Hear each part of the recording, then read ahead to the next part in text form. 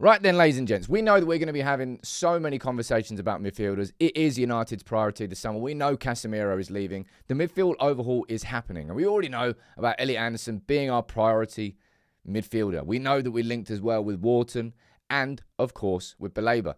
But let's have a conversation now about Sandro Tonali, because news has broken that United have got him high on their shortlist ahead of a potential summer transfer. We're talking in the £100 million mark, really, given that Newcastle pay $55 million for it. I'm going to run through the article from the Telegraph, and I'm just going to have a conversation about it. Let me know what you think in the comments. Would you want United to go after Tanali? Because Mike McGrath is saying that he's high on United's shortlist. Let's run through the story first. As I said, high on United's shortlist to replace Casemiro in the region of $100 million. His agent has been stirring the pot. Tanali is high on United's shortlist ahead of the summer rebuild. The Italy midfield is expected to be at the heart of another transfer saga at Newcastle after his agent revealed last week that his client is considering his future.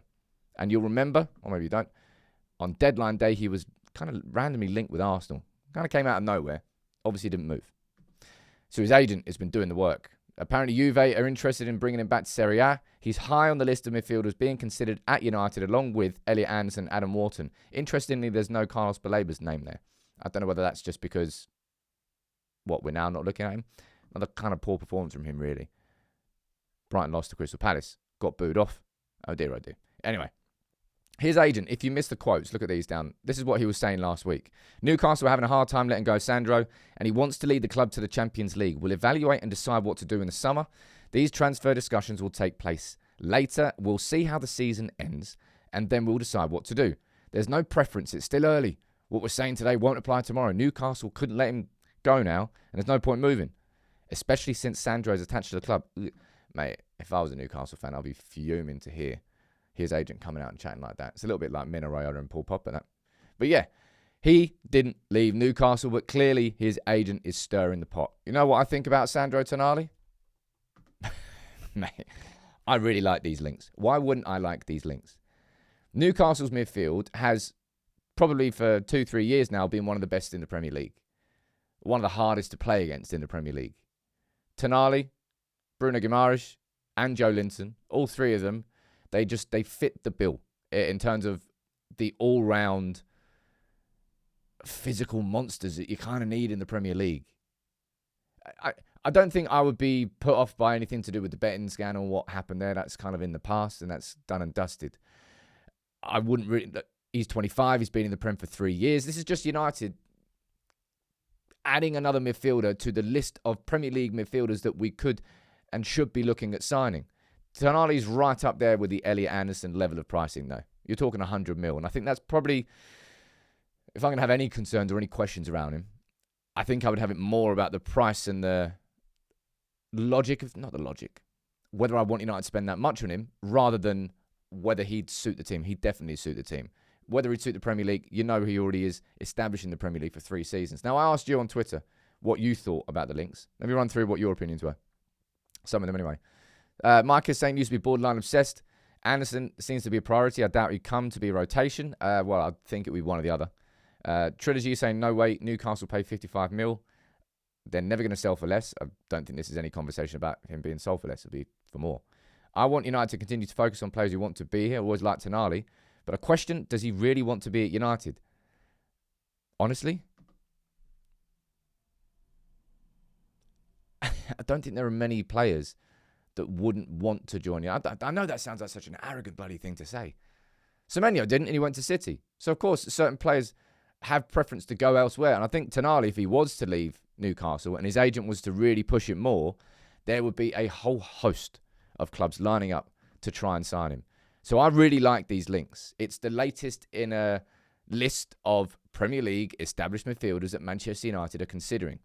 Now, is this United, I suppose, creating options so that we're not sort of snookered in the negotiations over Elliot Anderson?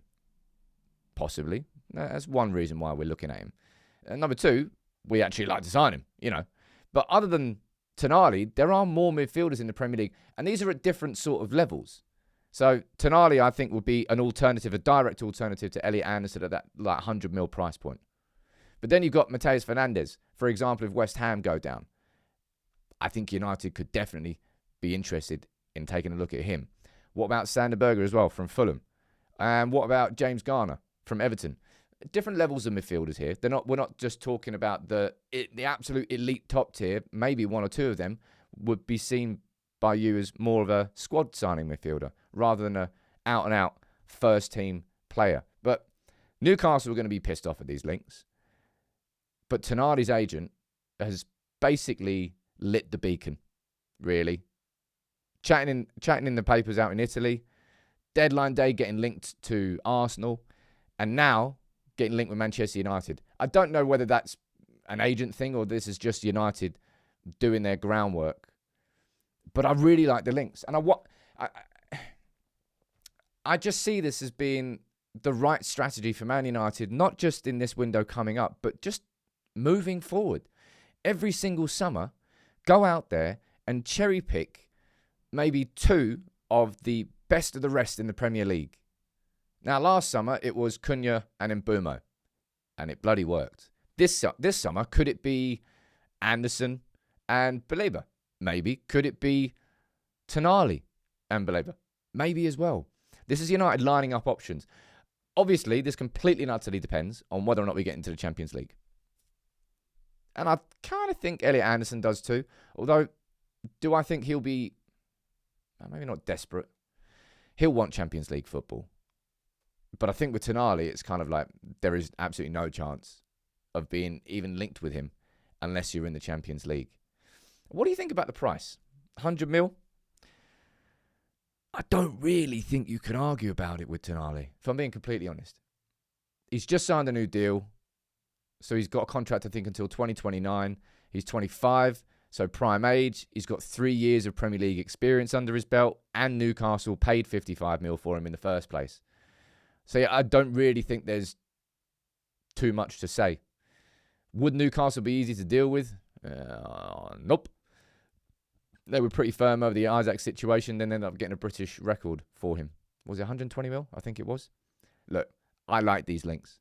I really do. I think he would be an excellent signing for Manchester United. It's a very ambitious link, but that's what United did last summer with Cunha. I suppose Cunha had a release clause, but with Mbeumo, we went out and we got him ahead of everybody else. We got him to commit to signing for us. Now you can let me know what you think in the comments. This is, as I said, the latest Premier League midfielder that we're going to be linked with, and it wouldn't surprise me to see us linked with some of the others that I just mentioned there. I think United would still prefer Elliot Anderson. He's going to be number one priority, but this is us, I suppose, not having all our eggs in the Anderson basket and looking at different options.